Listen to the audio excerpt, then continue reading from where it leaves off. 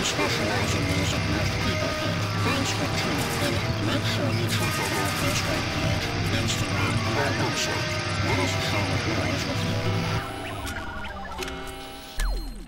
Yo, this is John from Noise Dosage Media, and this episode is brought to you by Begrudgingly Benny.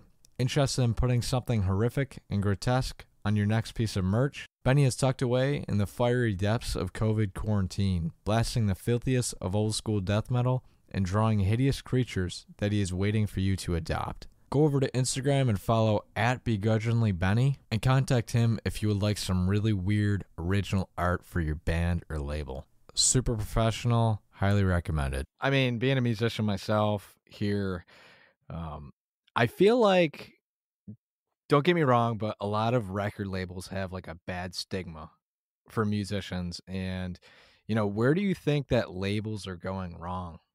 Like, right now? Yeah, man, in terms of, I guess I really don't focus on a lot of the larger labels. More often than not, I just try to focus on the underground, kind of more our peers. A lot of them are doing great stuff. Everybody has different goals. Some are focused on putting out maybe more focused on the quantity of releases.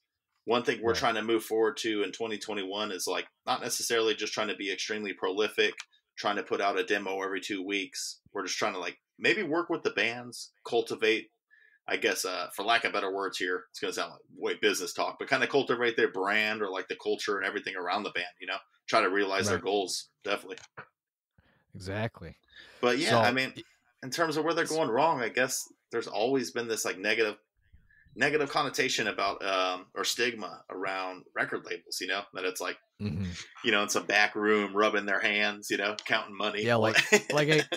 I got this idea from Sang with Sugabog's music video today. Like they're signing the deal and they're all shroomed up and they didn't know what was going on. And, I don't know, a lot of people, that's what they think of labels nowadays. Like, it's like an 80-20 thing. Like, hey, they take all the money and, the band gets 20% or something crazy. Oh yeah. So like really now it's like ultimately like we do at the level we're at now, it's like pretty much the best system work is like product deals where it's just that we'll press about 100 tapes. We give the band 20%. So they have merch for, their band camp or, when live shows are a thing, got a nice little merch table. But beyond that, we're not just trying to release tapes. I really want to like work with bands and not really try to like, I guess there's like, this predatory stigma or whatnot. But if anything, we're just seeing it as like a collaboration. Like you guys focus on putting out good music and I love the music. So I'm going to hype the shit pretty much. Right.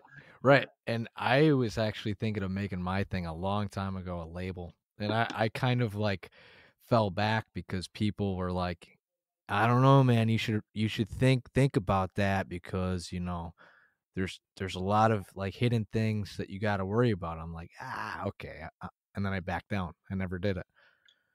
Yeah.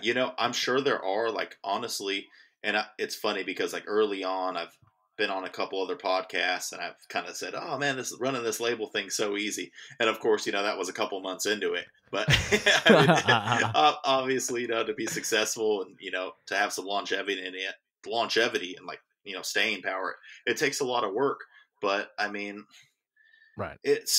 And at the level we're at now, I don't think we need to worry too much about the details in terms of like legal implications, contracts, all that, it's kind of handshake, agreements kind of, but I mean, eventually we'll probably get there. And ultimately, from what I understand, contracts, they kind of have a negative stigma too, but I think it kind of just holds everybody accountable, looks out for everybody's best interest, for the most part. Right. Exactly.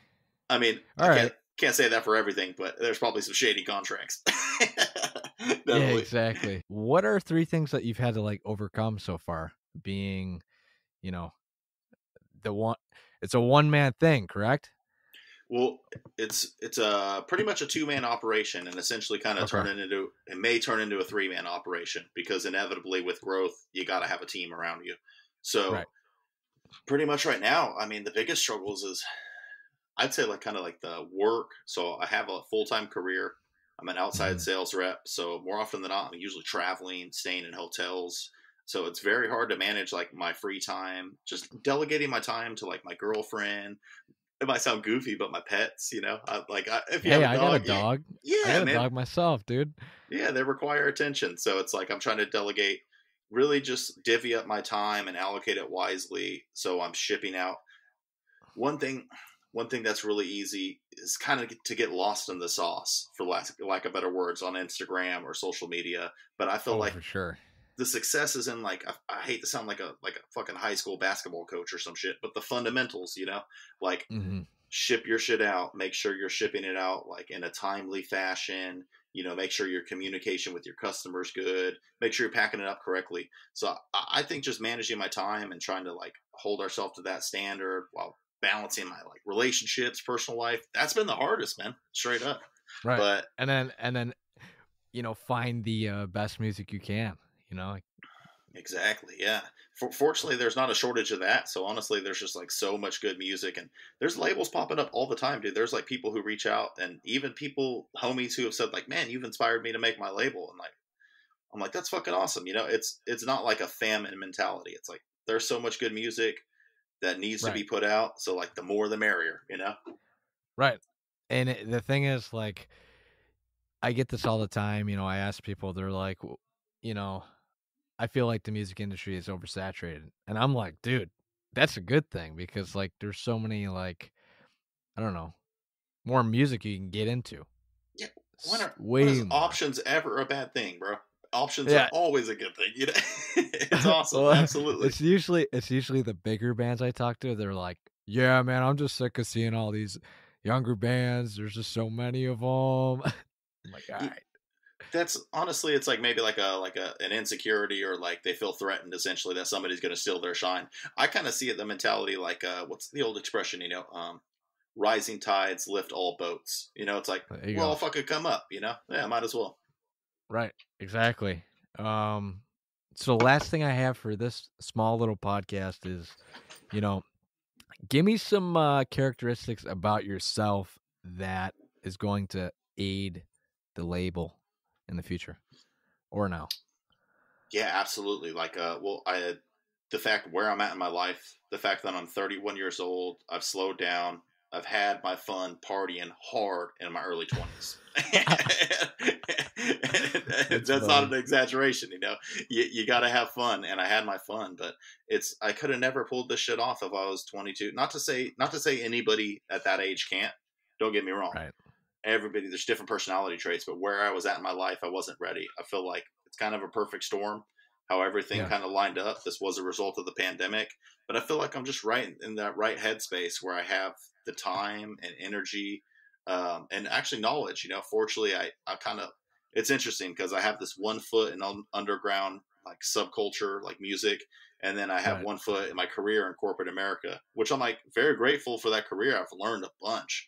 It's like kind of cheesy shit, but every year, we have like multiple book reviews, but Hmm. and a lot of them are cookie cutter. I call them fucking airport books, that are kind of cheesy, kind of self help, like how to make goals. But there's a lot of really good information in there, and just in terms of like how to manage and utilize your time.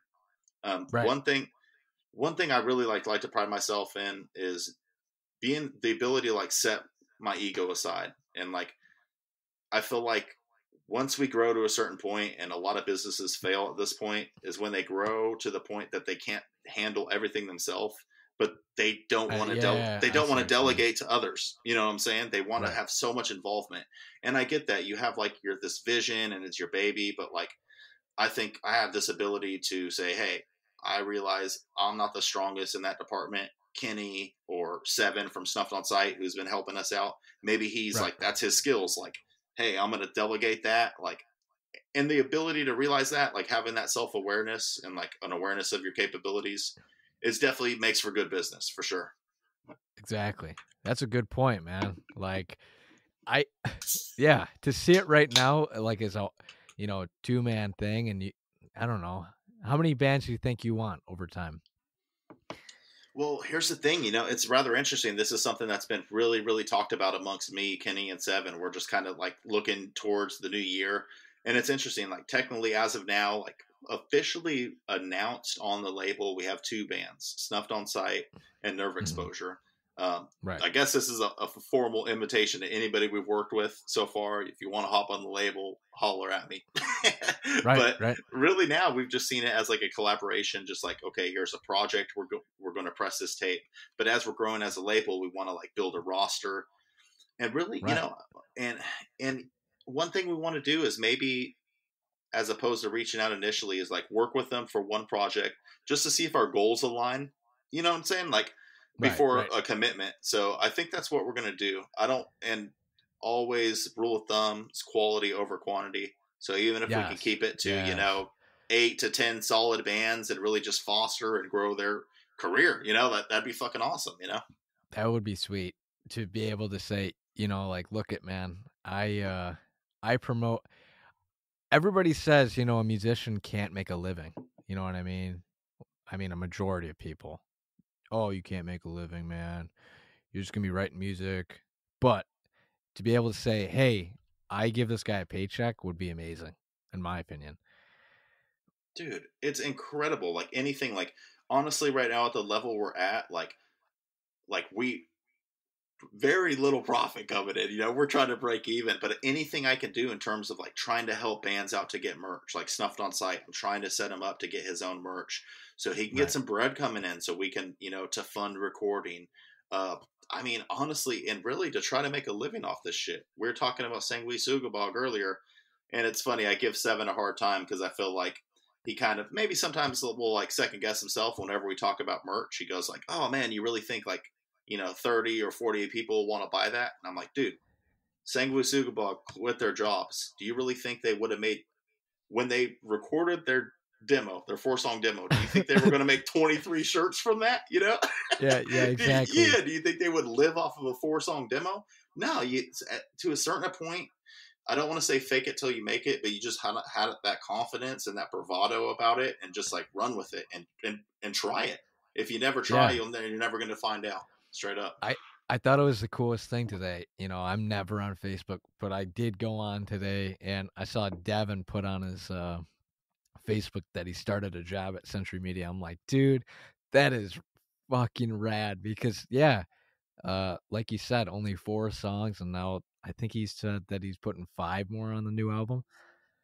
Dude, But it's incredible, and this is something I've kind of talked about like at length. So I don't want to, beat a dead horse here, but I mean, right. I hate that in like punk and underground metal. Like when bands start to experience a little financial success, everyone hates on them. It's like, no, my favorite musicians, I want them focusing on making music.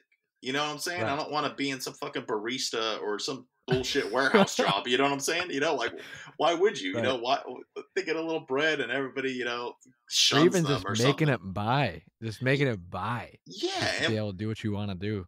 and exactly. And even bands that like think, bands like Gatecreeper, for example, who kids, maybe Yes. younger kids, have this idea they're like living in mansions or something. But I'm like, no, they're probably making humble livings, like middle Right. class, lower middle class. They're getting by, but they're doing what they love, and that's what's important. And the fact that Yeah. they have a big enough following to support that's fucking awesome. That's a great thing. It was cool. Yesterday I was on YouTube and I saw a Gatecreeper video is like 6 or 8 years old, and I was like, holy crap, man. Like they've stuck to their roots their like whole time. Like they just I don't know. They never changed because the media or the social media wanted them to. They seem like really cool dudes, and I mean, inevitably, it's just kind of sad that like whenever a band gets like some acclaim or notoriety, they just get a lot of their original fans turn their back on them. It's like it's so weird. Like, but Right. that's just the way it goes, the nature of the beast. But we're not like that. Fuck that. Good music's good music. Yo, you should have Eric on your podcast, man, the guitar player. I've talked to him before. He's freaking nice, dude. Hell yeah! Is it the big boy with the handlebar mustache? And the cowboy hat. Yep, I that's like him. that guy. Yeah, I seen him live. They're really good live, dude. Seems like a cool dude too. Just a cool persona about him. The Yeah, handlebar mustache. exactly, man.